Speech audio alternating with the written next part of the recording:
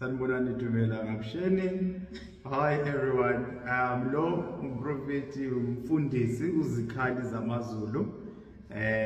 Odala ehamba, odala edinga usizo ukuthi ubizo lakho likhuphuke ngagcina sengifika la prophet Langabi. Lawa nginceda khona ukuthi ubizo lami likhuphuke nami ngikwazi nami ukuthi nami ngisiza abantu, ngisiza isizwe, ngikwazi abantu nabo bethelekela ke indaba zabo nami. Njengoba sengilapha namhlanje. Kodwa ke njengoba ngilapha engifuna ukwazi ukuthi prophet ngokubonile umsebenzi yakho, ngibonile ufemba abantu, ngibonile lapha abantu ngamakhambi, ukubonile abantu ke nako batshela indaba zabo even from uzomkhulaba wazafika la uzoba prophet Langabi namuhla. Kuningi engikubonile nje mina ngakhuliswa lapha ekhaya. Into ukwazi kahle kahle yini le ospecialize ngayo kulomkhakha lo. Ngiyabingelela nonke, ngiyalidumisa babohle. I'm greeting you all in the mighty name of God, the creator. Ngoba mina ngikhonza uNkulunkulu oyi-creator, uNkulunkulu wasemandulo, uAlpha noOmega owayekhona. So wonke umuntu uyalwazi ubizo lwakhe, everybody. Ngiyizwe la ku TikTok, ngimusha ku TikTok, but it's very toxic. Yes. Very toxic. So, but anyway, so sifundisa abantu, we're going to carry on teaching people. Those that wants to learn, they're going to learn. Those that we resonate with, they are going to know what we're talking about. All right. Mina Prophet Langabi, I'm a medium. Angazi ukuthi ngizothi isiphi ispeciality mina. Ngoba uke wahlala nami lana for a certain period, ngipheka ngikhulisa ubizo wakho. Manje ungixake nje ngokuthi mina angikaze bebehluleka bonke ukungitshela indaba zami abamathambo abaprofeti. Ngixake ukuthi hey wena uke wakithi ngathi hayi nawe ukuthi ekukhulela phezulu nawe ukuthi practice akibi.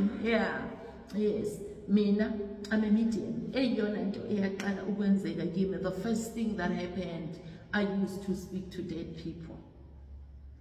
Yebo. I used to speak to abantu abangasekho. Therefore I'm a medium. Mediation many a times yenziwa yilaba abamhlophe. Ngoba thina sikhule sisaba sithi into zamademoni. Ufile akekho umuntu ofayo. That one ngizoyiphikisa ngize ngihlalele electric chair ngoba mawuthi ufaka electric chair ngizokutshela ngabantu bakini ngiba ngize ngikhiphe ngisho amagama wami. So I help people abadinga iclosure. If you want closure, kukhona ukuthi umuntu uyagula, umuntu wakini uyagula, and then the minute you get to the hospital, that person is no longer there. Yes. Then many a times they tell me, okay, this is what we wanted to say, like, I don't want this video to be long. I've helped people to get abantu bakuba abalahleki abangcwatshwe wrongly. I've helped people. Umuntu ekhuluma nami engitshela ukuthi mina la okuthiwa ngcwatshwe khona angikho lapho ngila.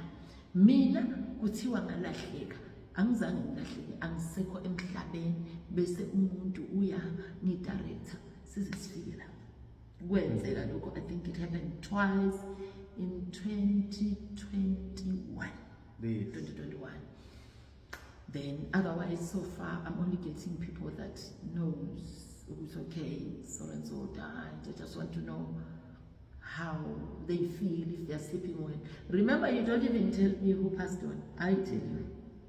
Yeah. So ngenye yomsebenzi engiwenzayo ngiyafemba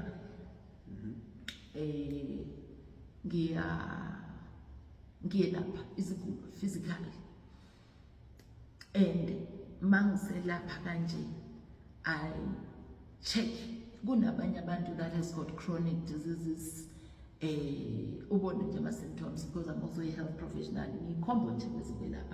Because I can say I've got a background. I did not buy the gift. The gift chose me.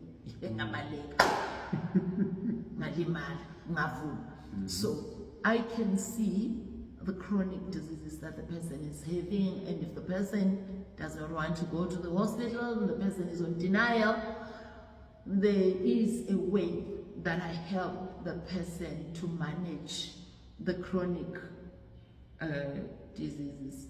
there is, and then I still heal them via herbs. Ama-herbs ngingumthandazi, ngithe mina ngingumthandazi, zange ngithi ngumzalwane.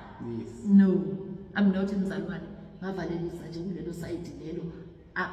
Ngumthandazi, ngithandaza ngendlela yasemandulo. Ye creator. You understand? God, the creator. Yes.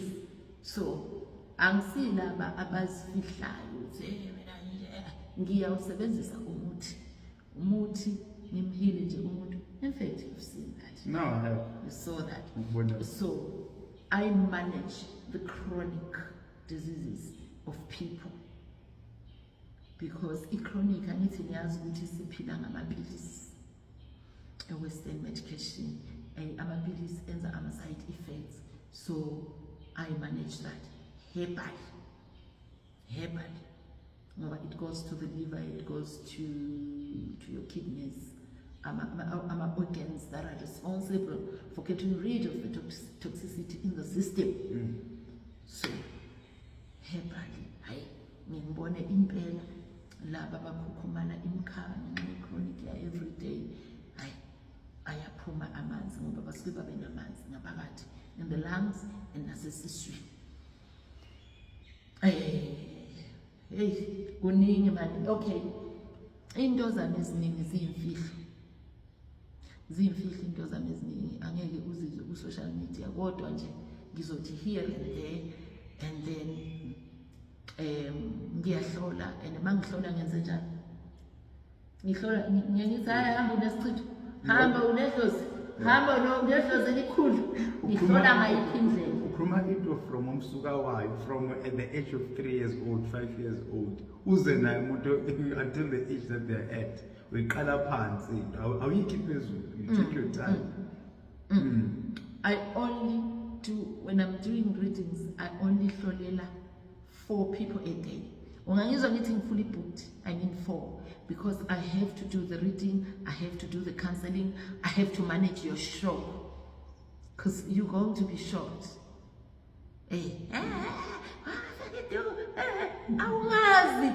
You don't know my gift, you don't know. Don't question izinto ongazazi. Omunye nomunye unesipho sakhe. Uyabona isithunywa sakho sinamandla, umoya uphethe unamandla kakhulu. But I cannot question ukuthi why ungagqoki kanje nakanje. I cannot, because you, the guardian angels that are guiding you, ithomo elikuphethe siliphethe mina. So we need to respect each other in that regard. And then enye ngelapha, enye, hey, kuningi mani. Kuningi ngiya uncedisa umoya uncedisa enhleki. I re-guide. Again ngithi ngiguide ithomo elikuphethe, ngiguide isithunywa esikuphethe, ngiguide ingilosi ezikuphethe. Ngoba angithi ngesinsikhathi siyashaywa la ngaphandle. Umuntu ukuthola kule TikTok toxic, from there athatha isithombe sakho ayokushaya. Uthola mina angeke ngenze lutho ngisho noma uyafisa ungasithatha kudala besithatha isithombe sakho, but uthola ukuthi you're still growing spiritually. Awukazazi vele ubantekentekenyana, because you're still growing, you still don't know who you are, but uyezwa ukuthi khona ukhona nge-life yami. Then ngiyakwazi ke ukuthi ngikukhuphulele umoya ukhushulwa kayi-1. Akukho ukuthi ngikhuphule isithunywa, ngikhuphule umuntu, yabona nje sifishwa igeng ethwasa ku social media. Nathi abelaphi asithembekanga, we are not trustworthy. Angeke singabe ku-TikTok. I-TikTok I used to undermine it, because wow, then you can see that I'm still new on TikTok. But abantwana bambomoya bacelile ukuthi ngingene, and then in a show lebe ngikuyo bekune podcast ade bethanda ukungibiza khona, basho ukuthi engena uzoqedelela inkulumo yakho that we had last week. Ngangena kanjalo ke yathola ngiyathanda khona, but ku toxic. So I focus on my gift, and now I focus on gift yakho, because it's not the same. Singaba nesithunywa sonke sigqoke amabhaya afanayo, amajazi afanayo. gifts are not the same. There's no one size fit all. Not at all, not at all. I So agree on it. when I do divination, I go deeper, and then ngizokuthiwa kunamasi isiya iwani emhlabeni, what am I to you? Hayibo. Akuthi isiya iwani emhlabeni, mavele ngathula ngathi ya abantu balahlekile. Abanalo ulwazi la ngaphandle abantu. And then what else do I do ngiyakho? Okay, abantu abangatholi ingane baziphethe ingane, wakuthiwa hey sezama evil spirits. Hey, bayathola ingane abantwana bami futhi izindlela ezingane ngoba ngangisaba ngithi yo bayothola ama-memes saba bayothola imfene Ngathini? ngathembi ngoba hey kuningi kuyakhulunywa isizwe silahlekile asibuyelele emasikweni sokhoza umveli waqala. And then what else? Hayi, ngikubona mina prophet ongiphe kona kuningi ithi ngokuthatha ngabe lokudigest ngoba ngeke siziqede phela ngesipho. No, ngisho ekuhloleni ngithe mina bathe isiya Yes. umuntu obona into zomhlaba, not in Iyodwa. South Africa, Hayi. kuthiwe iyodwa. No. Yini From what oyibonekile? I've experienced in your presence, into zomhlaba uyaziboniswa, into zomhlaba before zenzakala, ube wena usikhulumile and documented them. So le ukuthi siya iyodwa ingoba badabazi. Abazi. Ngizitshela abobani lezo zinto lezo, hayi Thina- bangasiphikisane kahle, bangiphikise kahle ke. Thina ke yena ke ingane lezi zasesontweni, ingane zakho zasemalangabeni. We know these things. They are documented la emalangabeni. So siyazazi. If abantu befuna ukuyisusa bebeyisuse, we're going to defend it. Ngoba we've got proof. Ukuthi izinto yazazi ngiyazibona. Yeah, ngalalela ukuthi isiya iwani. Iwani isiya. Ayikho. Ucela ukudlala la ngaphandle. Ngiwumuntu ke obona izinto zezwe, angifuni futhi ukuthi uzodlala nami la kuma comments. Uthi ubonani manje? Ngizokuhleka. Why ngizokuhleka? Empty vessels makes the most noise. Inja engakhonkoti. Inja engalumi ikhonkotha kakhulu. Then I understand that as a health professional. So I understand ingqondo yomuntu olimele odinga ukuphila ukuthi isebenza kanjani. And ke nani futhi okunye baningi abantu ababuza ukuthi kanti wena ngize lapha nginenkinga esokahle hle uspecialize kuphi? Nani futhi enye Enyekela ke sokuthi abantu befika lapha ekhaya, as much as umuntu ezele ukuzolahlela igulaze ngazo, they feel very peaceful. Ngoba khona amagceke nje wala ekhaya ukunyathela enabiyalash. Ukunyathela nje khaba kunamgcibala ekhaya, izitha zakho ziyabuzwa na umlilo na. So kuningi okwenza directly and indirectly. Unya khona abantu obatshele nokubatshela. Ngicela manje bekufowunela sibathi yazi improphet ayena kamsing 1 and 2 results. Bengazowenzakalani. But because you are fighting asonke isikhathi for ingane zakho, kuningi kakhulu ukulapheka okula generations to generations. Mkhulu kakhulu mehluko.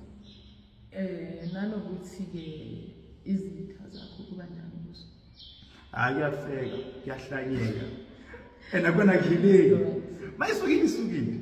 Amayisukile because as much as I'm a prayerful person, as much as I'm a healer, God, the one that chose me, unendlela yokuthi asinikeze ukuthi sizikhusela kanjani, and then we get given keys that will come and grow